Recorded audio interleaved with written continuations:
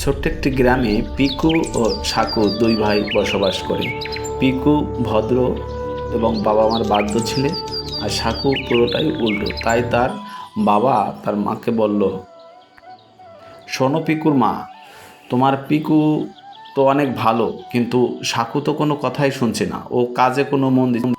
পিকু পড়াশোনা করে, আবার আমার সাথে মাঠে কাজও করে, কিন্তু সাকু তো সারাদিন ঘুরে বেড়ায়। তুমি কি বলো? কি করব বলো পিকুর বাবা। পিকু তো বাধ্য ছেলে, কিন্তু সাকু ও তো দুষ্টু প্রকৃতি, ওকে নিয়ে তো পারতেই আছি না। বলো কি করি? তোমার দেরি হয়ে যাচ্ছে, তুমি বরং পিকুকে নিয়ে মাঠে চলে যাও। আচ্ছা, ঠিক আছে।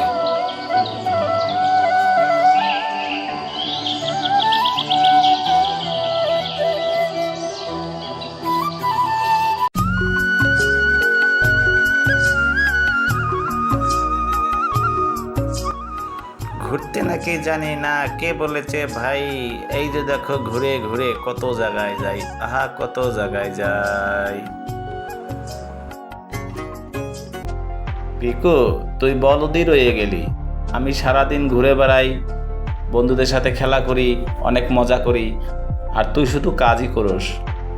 শোন, জীবনে বড় হতে গেলে লেখাপড়া করতে হয়, আবার বাবা মার কথাও শুনতে হয়, তাহলে জীবন অনেক বড় হওয়া যায়। আমি যখন বড় হয়ে অনেক বড় চাকরি করব, তখন তুই তাকিয়ে তাকিয়ে দেখিস। এই আবার তোরা ঝগড়া করছিস? কতবার বলছি না ঝগড়া করবি না। আর শোন, তোর দাদা সারাদিন তোর বাবার সাথে মাঠে কাজ করে, রাতে ঘরে ফিরে আবার পড়াশোনা করে। আর তুই কি করিস? সারাদিন ঘোরাঘুরি করিস। বাবা দাদার সাথে একটু হাতে হাত লাগিয়ে একটু সাহায্য তো করতে পারিস। শোনো মা, ওসব আমার ভালো লাগে না, আমার ঘুরতেই ভালো লাগে। একদিন পিকুর বাবা খুব অসুস্থ হয়ে পড়ে এবং তিনি মারা যান। এতে পিকুর মা খুব ভেঙে পড়েন। তখন সংসারের হাল পিকুরই ধরতে হয়। সে গরু নিয়ে মাঠে যায়, ফসল ফলায়, খুব পরিশ্রম করে।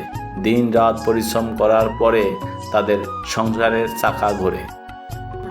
সারাদিন খাটাখাটনির পর পিকু বাসায় ফিরে এবং পড়াশোনা করে। ওদিকে সাকু সারাদিন ঘুরে বেড়ায়, গাছের নিচে থাকে, বন্ধুদের সাথে খেলা করে। তার এ নিয়ে কোনো মাথা ব্যথা নেই। সে যেন কোনো কিছু জানেও না, কোনো কিছু বোঝেও না।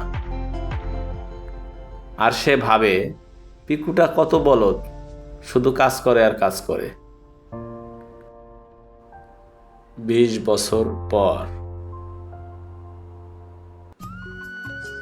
অনেক বড় চাকরি পেয়ে পিকু বাড়িতে আসে এবং সে তার মাকে অনেক জোরে ডাকতে লাগল, মা, ও মা, মা। তুমি কে বাবা? তুমি কি এই গ্রামে নতুন এলে বুঝি? তুমি কি কাউকে খুঁজতেছো? আর কাকেই বা মা বলে ডাকতেছো? আমি তোমার পিকু মা, অনেক বড় চাকরি পেয়েছি, যাই সাকুর সাথে দেখা করে আসি।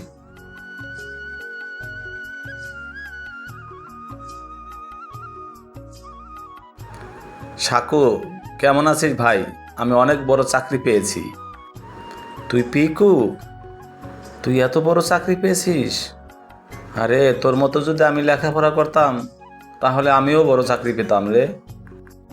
দেখ, ভালোভাবে লেখাপড়া করলে অনেক ভালো রেজাল্ট করা যায়, ভালো চাকরি পাওয়া যায়, তাই মা বাবার কথা শোনা ভালো। এরপর পিকুও সাকুর সাথে মাঠে কাজে সাহায্য করে, কারণ পিকু জানে কোনো কাজই ছোট নয়, সব কাজই করা যায়। এই গল্পে আমরা শিখতে পারলাম যে পরিশ্রম কখনো বিফলে যায় না।